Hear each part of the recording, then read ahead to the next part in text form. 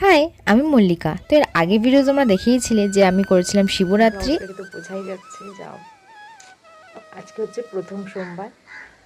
হ্যাঁ, আমি আজকে থেকে 16 সোমবারের ব্রত শুরু করছি। যেহেতু কালকেই ছিল শিবরাত্রি, সেই জন্য আজকেরও সকালে একটু জল ঢেলে নেবো।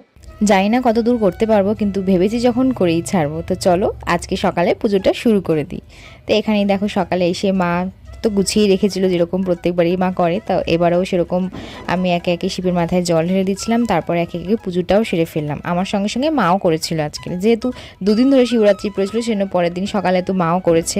তারপরে এখানে মা একে একে ঠাকুরকে ভোগ দেওয়ার আয়োজন করছিল, আর আমি বসে বসে দেখছিলাম, কারণ দুবেলা পুজোটা মাই করে, সেই জন্য খুব ভালো করেই মা করতে পারে।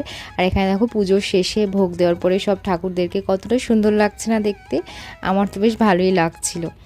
আর তারপরে আমাদের গোপু সোনাকে দেখো কি সুন্দর লাগছে ওর মুখটা। তো তারপরে পুজো টুজো কমপ্লিট করে, যেহেতু প্রচুর হেডেক হচ্ছিলো তাই একটু গ্রিন টি খেলাম, কারণ দুদিন ধরে বলতে গেলে কিছুই খাওয়া হয়নি সেরকম। তারপরে একটু পুজোর প্রসাদ খেয়ে নিলাম, যেগুলো মা এখানে দিয়েছিল। আর তারপরে দুপুরে খেয়ে নিয়েছিলাম হচ্ছে সাবু মাখা। অনেকেই বলবে শিবের উপোস করে আবার খাওয়া দাওয়া, অবশ্যই ঠাকুরের পুজো দেওয়ার পরে আমাদের যেটা মনে হবে সেটাই আমরা খেতে পারবো, সেই জন্য ঠাকুরের পুজো দেওয়ার জন্য মনের ভক্তি থাকা দরকার। তাই জন্য আজকে দিনটা সারাদিন আমি নিরামিষ খেয়ে কাটলাম। তো চললাম নাইট ডিউটিতে। তো দেখা হচ্ছে নেক্সট মিনিট ব্লগে। Bye bye.